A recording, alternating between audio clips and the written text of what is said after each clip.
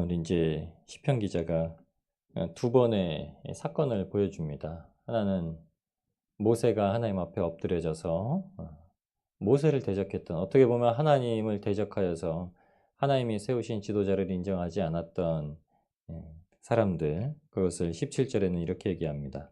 아비람의 당을 살랐고 다단을 삼키고 아비람의 당을 살펐고 불이 그들의 당에 붙고 화염이 악인들을 살랐도다. 그리고 송아지를 우상으로 만들어서 새겼던 그 이스라엘 백성들을 위해서 모세가 어려움 가운데서 하나님 앞에 서서 하나님의 노를 돌이켜 멸하시지 아니하게 하였도다. 이 말을 주시고 30절에도 비느하스가 바알과 연합하여서 음행했던 사건들 가운데서 중재하였다. 이렇게 얘기합니다. 사람이 강조되는 것 같이 보이지만 하나님께서 택하신 자들이 모든 어려움과 재앙 가운데서 하나님의 은혜에 입어서 그곳에 하나님의 은혜를, 구원의 은혜를 끼치는 사건을 보여주십니다. 오직 예수 그리스도께서만이 행하신 일들을 우리 가운데 보여주시는 사건입니다. 하나님께 그래서 감사하며 찬양하자라는, 할렐루야라고 시작하는 하나님께 여호와께 감사하리로다라는 19로 이제 1절을 시작하면서 옛 일을 기억하는 거죠. 첫 번째는 어제 보셨던 것처럼 홍해를 가르는 믿음이 아니라 홍해를 가른 그 길 사이로 걸어가게 하신 믿음. 그리고 오늘은 세상 가운데 세상에 동조하지 아니하고 하나님의 뜻대로 살아가는 믿음. 모세가 참 세상적이었죠. 모세는 40년 동안 애굽에서 바로 궁의 왕자로 지내면서 세상의 모든 지혜를 다 배웠는데 그 모든 것을 다 버리고 광야로 나가서 40년을 살았던 이유를 히브리서 11장에는 그 믿음으로 이렇게 기록합니다. 세상 낙을 즐기기보다는 주님과 함께 동행하기를 좋아해서 나갔다, 이렇게 표현을 합니다. 단순히 그냥 어떤 사건, 사람을 죽이는 사건, 살인한 것이 들통난 사건 때문이 아니라 그것이 하나님에 대한 열심을 가지고 행한 사건, 이것이라고 얘기하죠. 그리고 비누아스도 그가 마땅히 하나님 앞에 올바른 제사를 드려야 되는 제사장으로서 바알과 연합하여 죽은 자에게 제사하는 이스라엘 백성들의 죄를 무너뜨리는 사건. 여러분, 하나님께서 저와 여러분에게 화평의 직분, 화목의 직분을 주셨다고 말씀을 하셨는데 그것이 오직 예수님께서 우리에게 허락하신 그 길을 걸어갈 때 나타나는 은혜의 중에 은혜인 줄 압니다.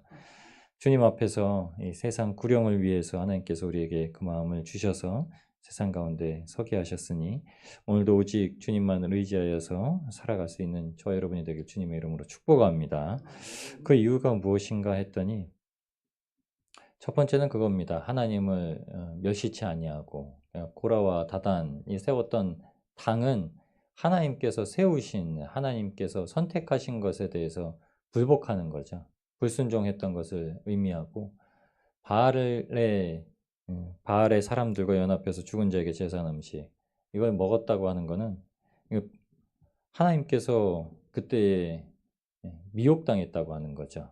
그 바알의 부홀에 있는 여자들에게 미혹당해서 이 발람의 꾀에 넘어가서 발람도 죽게 되지만 그 사건이 무엇이냐면 이제 하나님을 신랑으로 여기지 아니하고 하나님과 결혼한 존재임에도 불구하고 그것을 깨닫지 못해서 이제 행했다고 얘기합니다. 그래서 음행하였다.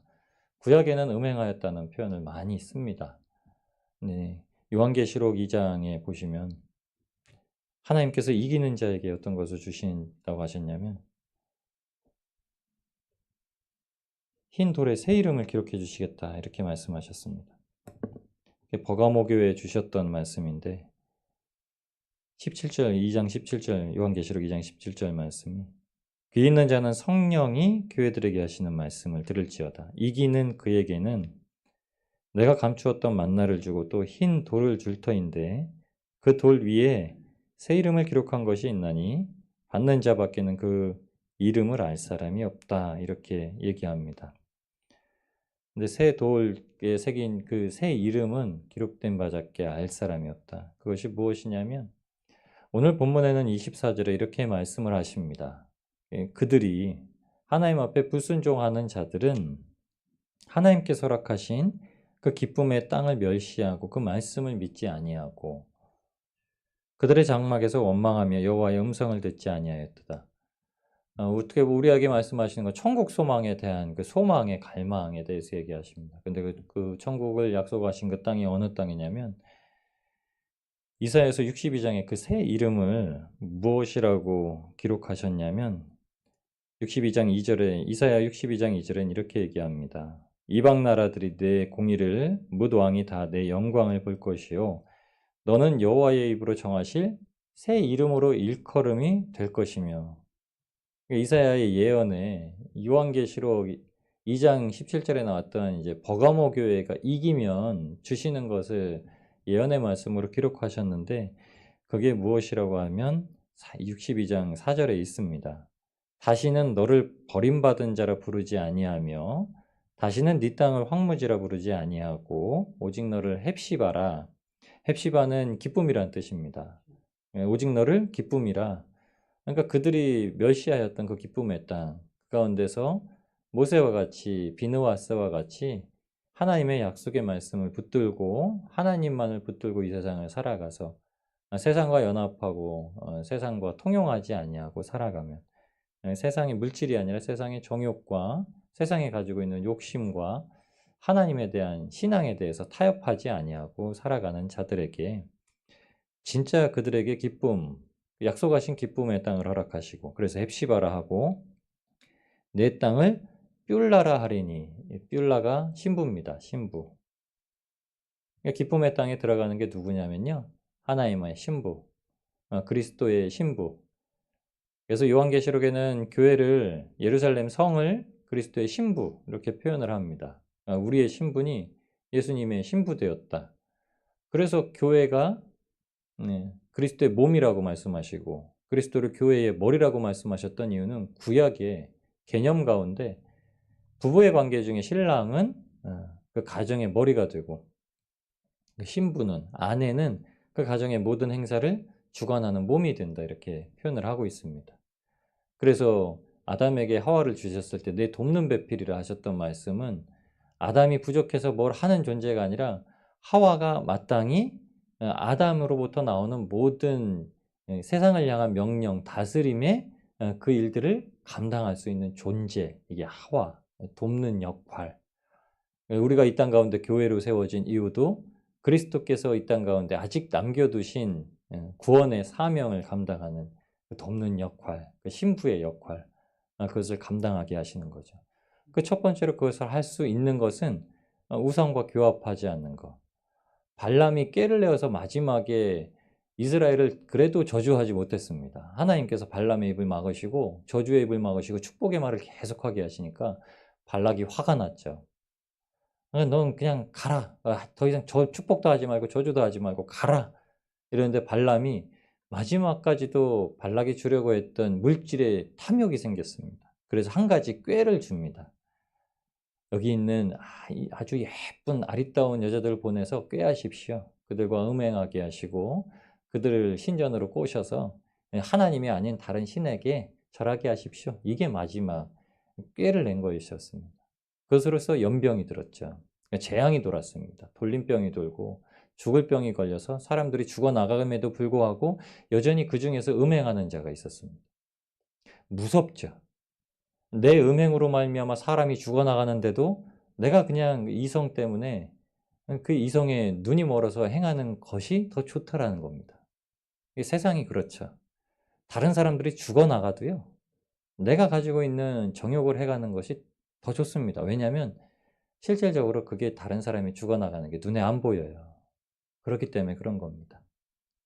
근데 오직 하나님께서 가지고 계신 시선으로 바라보는 자들만이 신랑이 어떤 생각을 가지고 있는지를 바라보는 신부만이 그것을 알 수가 있습니다. 그래서 하나님께서 그때 마지막에 그런 시선을 주시고 흰돌 위에 새 이름을 기억하신다고 하셨던 건 이사야 62장에 예언되어 있는 말씀처럼 기쁨을 회복하는 자들, 구원의 기쁨을 회복하는 자들에게 마땅히 뷸라라 하나님의 신부, 그리스도의 신부라는 이름을 허락하시겠다. 그래서 31절에 이렇게 얘기합니다.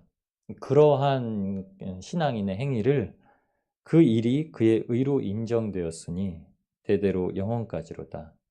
우리가 오직 의인은 믿음으로 말미암아 살리라. 우리의 공로를 인정하지 않는 것이지만 우리의 머리 대신 우리의 신랑 대신 예수님의 공로는 항상 인정해야 되죠. 그 예수님은 전능하신 것을 인정하는 거죠. 그러니까 우리가 행할 수 없더라도 예수님께서 반드시 행하신다라는 인생의 무조건적인 하나님의 은혜를 날마다 고백하고 살아가는 거죠. 그래서 성경에는 얘기합니다.